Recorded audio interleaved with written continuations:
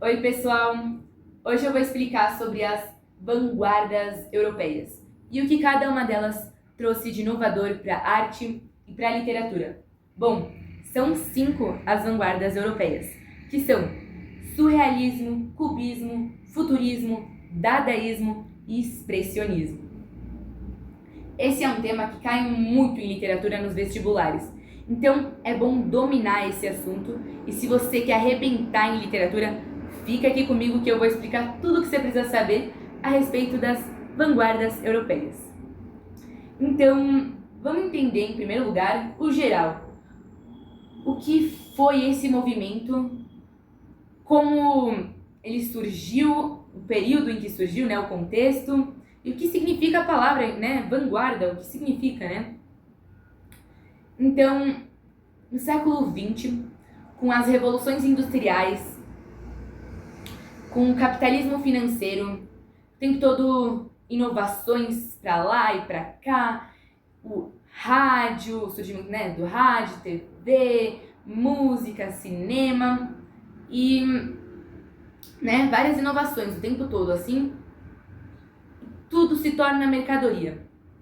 E aí, adivinha só, a arte também se torna mercadoria. E aí, isso começa a desafiar os artistas e eles começam a se questionar a respeito da arte. O que significa fazer arte em pleno século XX? O que significa fazer arte em um momento em que a arte não vale nada? E o que é arte? Essas questões são a base para as vanguardas. Então, chega esse movimento artístico, intelectual, também político, que tem como objetivo romper com os valores tradicionais, romper com as questões, né, com o passado, tudo, e olhar pro futuro. Então, vanguarda é um termo que significa estar à frente, né? Então, a vanguarda pressupõe estar à frente de seu tempo, ou seja, as pessoas ainda não conseguem compreender, valorizar o suficiente essas inovações, essa arte que eles vão trazer, porque é algo que está olhando ainda para questões futuras, que as pessoas ainda não conseguem enxergar. Então, assim que surgem as vanguardas, né? Então, vamos começar com o futurismo. E como o próprio nome já diz, o futurismo vai olhar literalmente para todas as questões futuras. Então, eles vão querer literalmente aniquilar todas as artes do passado. E vão ter umas ideias meio loucas, assim, de querer acabar com os museus, porque para eles não faz mais sentido ter museus que ficam olhando para o passado, porque eles só querem inovação, eles só querem velocidade, né, das coisas, eles só querem olhar para as questões que estão surgindo, né, no momento. Então, avanço tecnológico, avanço na ciência e simultaneidade das coisas, né, máquinas, automóveis, todas essas questões vão ser muito valorizadas. Então, na própria escrita deles, eles vão quase que não vão usar pontuação, justamente para a leitura ser, de certa forma, rápida, né? Sem pausas. E, ao mesmo tempo, eles vão usar muito os sons que, sei lá, de automóveis, de máquinas, essas questões. E vão mostrar muito a velocidade, a simultaneidade das coisas. Essas questões vão aparecer aqui muito. Então, para vocês entenderem melhor, é bom a gente... né, leiam aqui comigo, eu vou ler aqui Ode Triunfal, de Fernando Pessoa, é um poema futurista, então fiquem aqui, eu vou ler aqui para vocês. A dolorosa luz das grandes lâmpadas elétricas da fábrica. Tenho febre e escrevo. Escrevo rangendo os dentes. Fera para a beleza disto. Para a beleza disto, totalmente desconhecida dos antigos. Ó rodas, ó engrenagens, rrr, eterno, forte espasmo, retido dos maquinismos, em fúria, fora e dentro de mim, por todos os meus nervos dissecados fora, por todas as papilas fora de tudo com que eu sinto. Tenho os lábios secos, ó grandes ruídos modernos.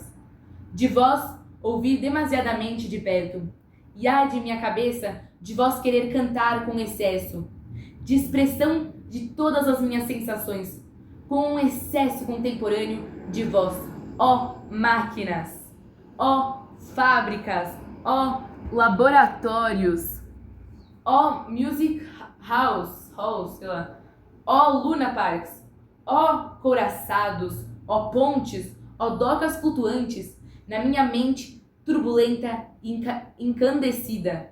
Possuo-vos como uma mulher bela. Então, como vocês podem ver, aqui ele está falando sobre as máquinas. Teve uma parte ali, né, com o rrr eterno, né, que é o som das máquinas, não é? Fábricas, laboratórios, então tem tudo falando sobre tudo que está surgindo nesse momento. E eles vêm com fúria, né? Fúria fora e dentro de mim, né? Então, muito agressivo, assim também. Enfim. Então, vamos falar agora do cubismo. O cubismo vai misturar as noções de tempo e espaço. Então, em uma mesma imagem, vão ter vários ângulos misturados, né? Vai ter tudo fragmentado, de certa forma. Como assim? Tem uma mulher, ela tá nessa imagem que eu tô mostrando aqui do Picasso. Tem uma mulher, ela tá de costas, só que o rosto dela tá pra frente. E é algo que não aconteceria na realidade, né? Então, tá mostrando ângulo de, tipo, dois ângulos diferentes, né, nessa imagem. Mas a gente vai ver aqui nessa imagem a gente consegue ver vários ângulos, múltiplas perspectivas. E também tem a questão da geometrização. Se vocês perceberem, o corpo delas está tudo geometrizado. Elas estão sem roupas. Então, e não é nada sensual do jeito que vocês podem perceber, né? Literalmente. Não é nada sensual, porque eles querem romper com essas noções de beleza e querem transformar o corpo de uma forma assim, mostrar o corpo de uma forma artística. E também o cubismo, né? Eles se utilizam muito de máscaras africanas, tá? É outro detalhe que é importante saber. Aí também tem uma outra imagem famosa da Tarsila do Amaral, São Paulo, 1924. Também é cubista, né, do cubismo, porque ela geometriza muito a imagem, né?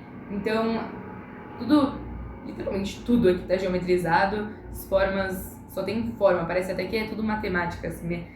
Mas enfim, é tudo geometrizado e eles se utilizam muito da bidimensionalidade também.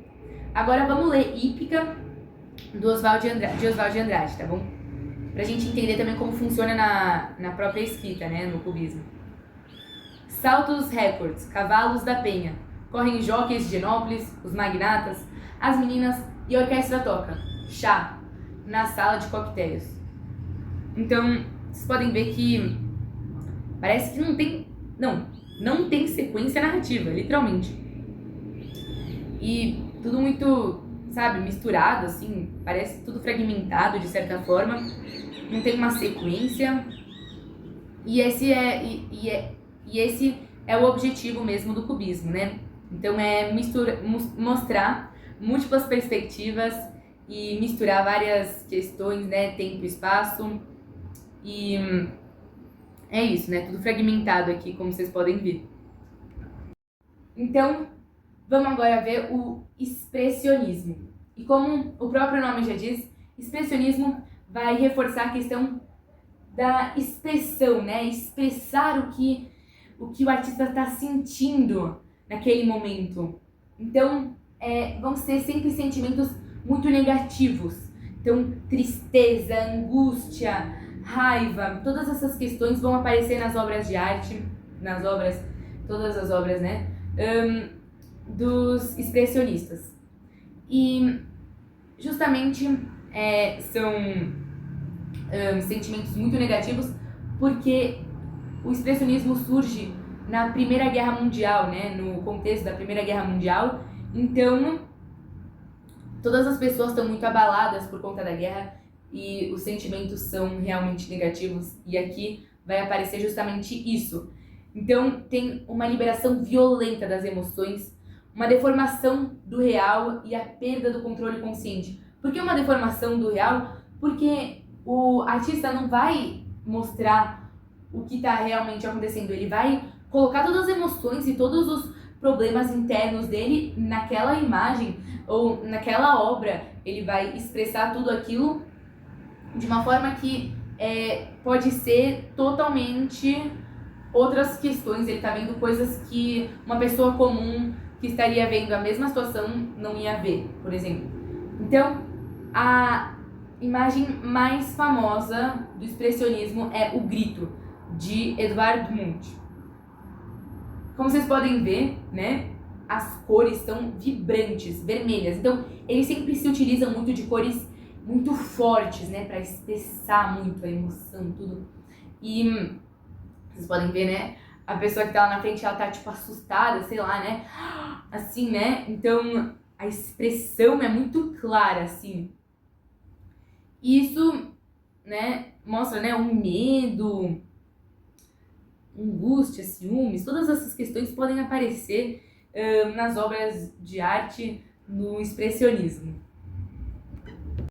E agora vamos ver o dadaísmo, que na minha visão é o mais legal de todos, das vanguardas. Porque eles vão romper com todas as ideias, tudo que é lógico, racional, e vão ser muito espontâneos e eles vão provocar muito a sociedade, vão questionar a respeito do que é arte, do que significa arte. Então, como o próprio Tristan Tzara diz, Dada não significa nada. É questão muito espontânea e eles vão criticar a sociedade capitalista e a burguesia. Então, eles vão pegar os dejetos, né? É o ready-made e o already found, que eles vão pegar objetos já prontos, né? Na verdade, dejetos da sociedade, e vão transformar isso em obra de arte. Uma famosa obra de arte do dadaísmo é o mictório de Duchamp, que ele vai pegar um mictório e vai colocar isso como uma obra de arte. Já está pronto tudo, só que o objetivo deles é provocar, fazer as pessoas pensarem a respeito do significado da arte. E eles também vão ser muito iconoclastas, ou seja, eles vão usar muitos ícones, tudo, e vão criticar a arte tradicional por meio da própria... Eles vão usar muito a mercadoria também, né? Muito para criticar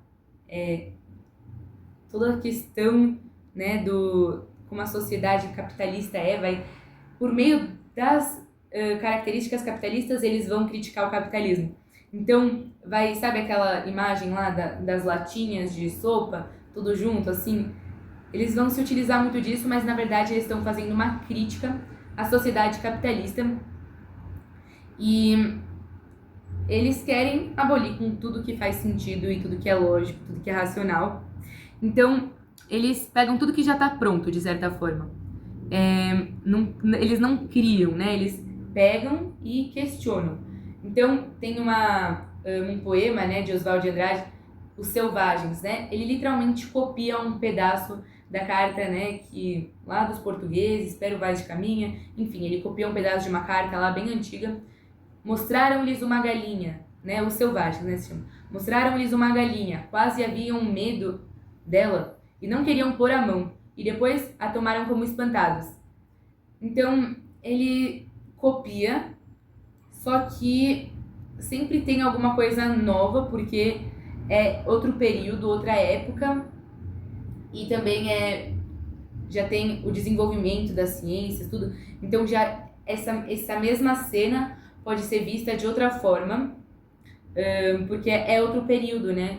Enfim, então eles pegam coisas já prontas e vão e dizem, tipo assim, isso é arte, para questionar. E eles são muito espontâneos.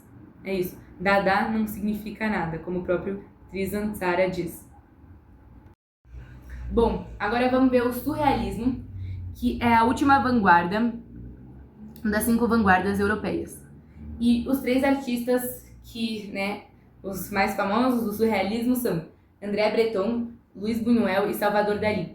E eles vão ser muito influenciados pela psicanálise de Freud. Então, que olha muito para a questão do inconsciente, para os sonhos, e no sonho tudo pode acontecer. Então, uma pessoa no outro lado do mundo conhece um amigo seu aqui, que talvez isso nunca aconteceria na vida real, e tudo pode acontecer no sonho, tudo muito louco, né? Meio confuso assim, e é como o nosso inconsciente se revela.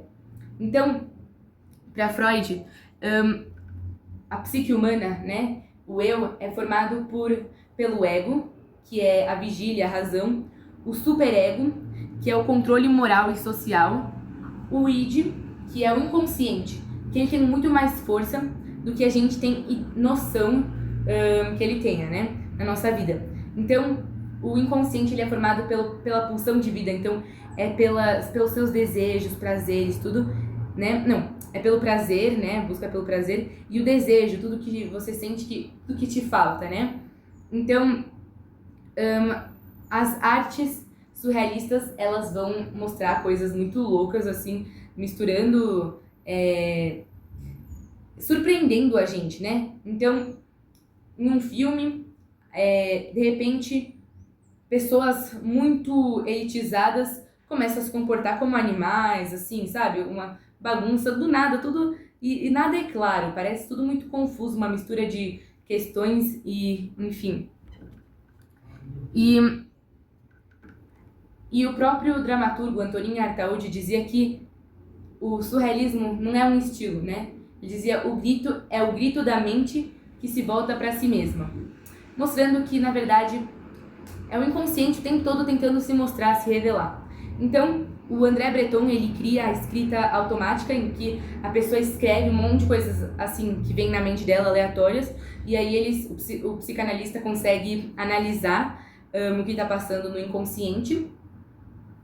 E uma imagem muito famosa, né, uma obra de arte muito famosa de Salvador Dalí, A Persistência da Memória, que mostra os relógios derretendo, justamente para mostrar como o tempo é psicológico, tudo é relativo e tudo depende da circunstância. Então, um mesmo período de tempo, se fosse na Disney, então mostra como o tempo é relativo, como tudo passa muito rápido e em uma circunstância o tempo passa muito rápido, né, o mesmo período de tempo, e em outra circunstância o tempo pode passar ao mesmo tempo muito devagar. E, na verdade, também mostra todas essas questões do inconsciente, como ele influencia na nossa vida, e a obra de arte vai mostrar muitas coisas, assim, muito parecendo, assim, né, mistura os tempos e espaços, tudo muito... Parece tudo muito louco, assim, sabe? Num sonho, como se você estivesse literalmente num sonho, coisas que não aconteceriam na realidade. Então é isso, obrigada!